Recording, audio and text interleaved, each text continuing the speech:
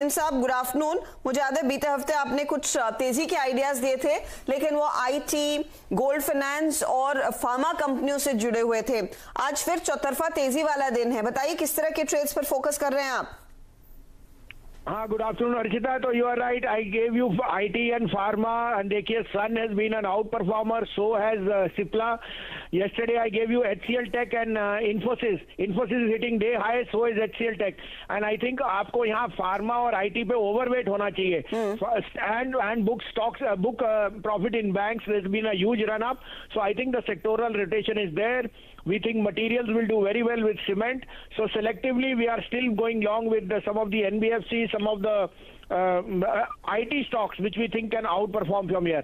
If you आप कहे तो मैं आपको 2 या 3 आइडियाज अभी भी दे दूं जो जी सब जरूर बताइए। तो पहला होगा अर्चिता टेक महिंद्रा। आई थिंक टेक महिंद्रा के results were one of the best, और उसकी जो कंसोलिडेशन थी ये 950 970 में थी। Now it's broken out from that 980 880 82 level. Keep a stop loss of 973, look for target of 1025। I am overweight on Infosys HCL Tech as a disclosure, वो मैंने आपके यहाँ बाय मैंने दी थी फ्राइडे को भी। इन्फोसिस हिट हाई ऑफ 1305, 1265 पे मेरी बाय थी, और so has HCL Tech from 945 90 HCL Tech can go to 1025। The second buy would be Ramco cement. Cement numbers are very strong, और इंफ्रास्ट्रक्चर में आप देख ही रहे हैं रोजांग है। 898 टू 900 में लीजिए, 878 का स्टॉप लॉस, 940 का टारगेट। और तीसरा बाइंग जो आपको मेरे हिसाब से यूनिक्वली होना चाहिए is Bajaj finance. Bajaj finance is weathered all the storms and I think that could be one of the best stocks to outperform. 5585 से 90 में लीजिए, 5505 का स्टॉप लॉस है, 5750 का टारगेट।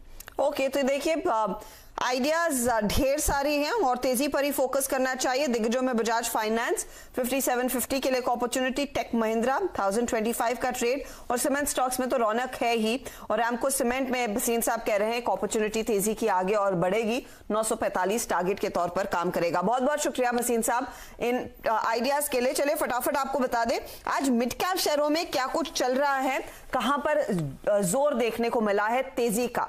तो लिक्विडिटी फ्लो कर रही है अनडाउटेडली इस मार्केट में। एनबीएफसी शेयर टॉप लाइन पर ट्रेड कर रहे हैं, चाहे वो श्रीराम ट्रांसपोर्ट हो, एमएनएम फाइनेंस हो। याद रखिएगा दोनों पर बहुत अग्रेसिव टारगेट्स दरअसल मॉर्गन स्टैनली की रिपोर्ट में आए, उसके बाद स्टॉक्स में तेजी देखने को मिली। इक्विटास के नंबर्स के बाद खरीदारी, और चोला इन्वेस्टमेंट में भी तेजी का ही ट्रेड।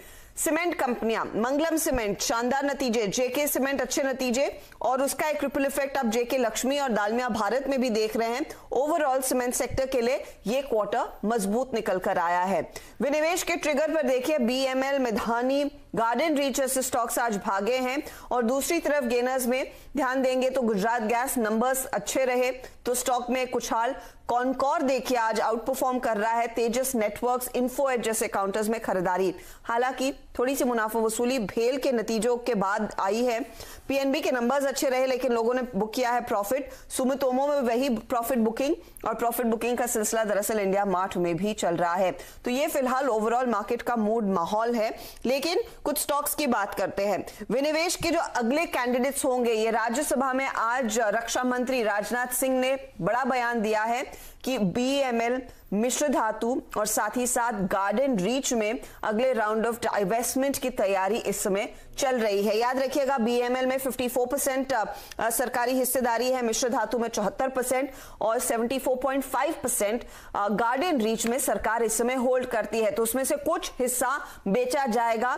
बीएमएल में तो तैयारी पूरी तरह से इसे प्राइवेटाइज करने की भी थी, अगर आपको याद हो कुछ समय पहले इस पर काफी अग्रेसिव बयान